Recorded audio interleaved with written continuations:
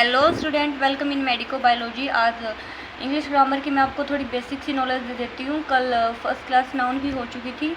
Second class करने से पहले मैं आपको थोड़ी सी बेसिक नॉलेज दे रही हूँ। ये भी कई बार पूछी जाती है कि लेटर ABCD जेड तक है, अल्फ़ाबेट्स होते हैं।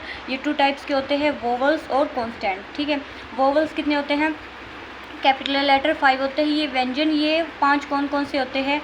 A, E, I, O, U, A, E, I, O, U, और जितने भी बच गए वो सारे हमारे क्या होते हैं? कॉन्स्टेंट। ठीक है, आगे a meaningful group of letter. ये क्वेश्चन मतलब रिपीट हो चुका है एक बारी कि a meaningful group of letter क्या कहलाता है। वो दे देगा आपको वर्ड, नाउन, प्रोनाउन, तो आपको पता होना चाहिए ए मीनिंगफुल जो ग्रुप ऑफ लेटर होता है वो क्या कहलाता है? हमारा वर्ड कहलाता है। मतलब सार्थक शब्दों का सही क्रम से लिखा जाएगा, जो जैसे बॉय, गर्ल, स्कूल, विद्यालय। नोट ए OYB, इसका तो कोई मीनिंग ही नहीं है। ठीक है, तो ये वर्ड नहीं है।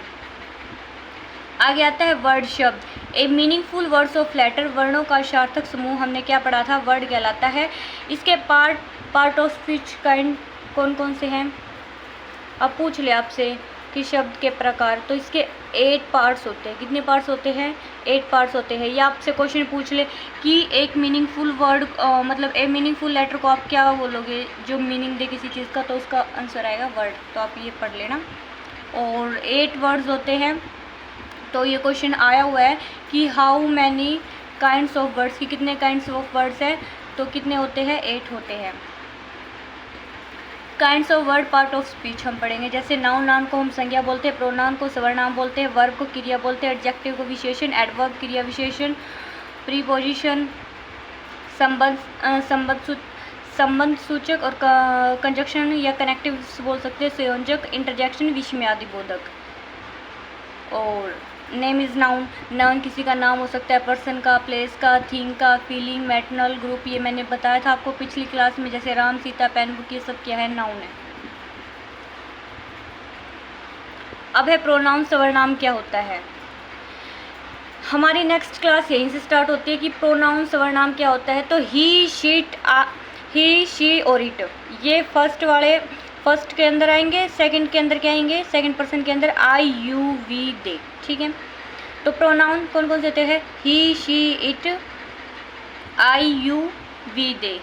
ठीक है, और जो सब इसके जो पार्ट्स होते हैं वो अलग अलग होते हैं। जैसे कि सब्जेक्टिव, पोजेसिव, ऑब्जेक्टिव, रिफ्लेक्सिव, ये अलग अलग बदलते हैं। जैसे ही मतलब वह, शी मतलब वह, दोनों का मतलब वह ही होता है, लेकिन एक इसके लिए यूज़ किया गया पुल्लिंग के लिए, एक स्त्रीलिंग के लिए। ठीक है, आई, मैं, इट, ये है, ये सब किसके लिए है? सिंगुलर के लिए है। इसका पॉजेसिव बदलेंगे हम। ही का होगा हिज और हिम, शी का हर, आई का माई, मी, इट का इट्स, इट। तो आपको ये याद करने हैं कि सब्जेक्टिव का पॉजेसिव क्या बदलेगा और ऑब्जेक्टिव क्या बदलेगा। और इसका रिफ्लेक्सिव क्या हो जाएगा फिर? हिम का himself, her self, my self, it self. ठीक है, आगे जो प्लूरल होते हैं, यू, तुम, वी, हम, दे, वे, यू। अब यू का यू, यूअर, यू मतलब तुम्हारा, फिर तुम, we, our, hers, they, their, them. ठीक है, तो यू का यूअर सेल्स, अवर सेल्स और देम सेल्स।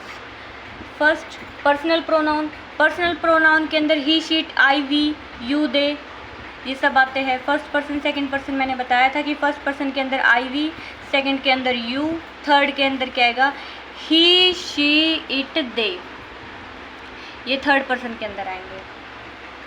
सेकंड है पॉजेसिव प्रोनाउन के अंदर हमने पढ़ा था अभी, his, her, my, it's, oven, yours, ये सब आएंगे। ऑब्जेक्टिव के अंदर हमने अभी पढ़ा था him, her, me, it, hers, your. Reflexive के अंदर himself, yourself, myself, आपको याद करने पड़ेंगे। डेमोन्स्ट्रेटिव मतलब संकेतवाचक बोलते हैं इसको हम हिंदी में। अगर पास के लिए यूज़ करेंगे तो हम दिस, यह, दैट, वह, ये पास के लिए, नज़दीक के लिए, दूर के लिए दीज, ये, दोज, वे। इनडेफिनेट जो एनिश्चित है, जैसे कि ए, फ्यू या सम, एनीबडी या नॉन, नोबडी, ये इनडेफिनेट के लिए हम प्रयोग करते हैं। रिलेटिव हु, हुज, हुम, विच, वहन, वेहर, ये हमारे रिलेटिव नाउन के अंदर यूज़ किया जाता है। ये मतलब WH वर्ड यूज़ किया जाता है इसके अंदर रिलेटिव के लिए, हु, हुज, हुम, विच, व्हेन, वेयर। आगे आता है डिस्ट्रीब्यूटिव। डिस्ट्रीब्यूटिव के अंदर ईच, एवरी, एदियर और नेदियर।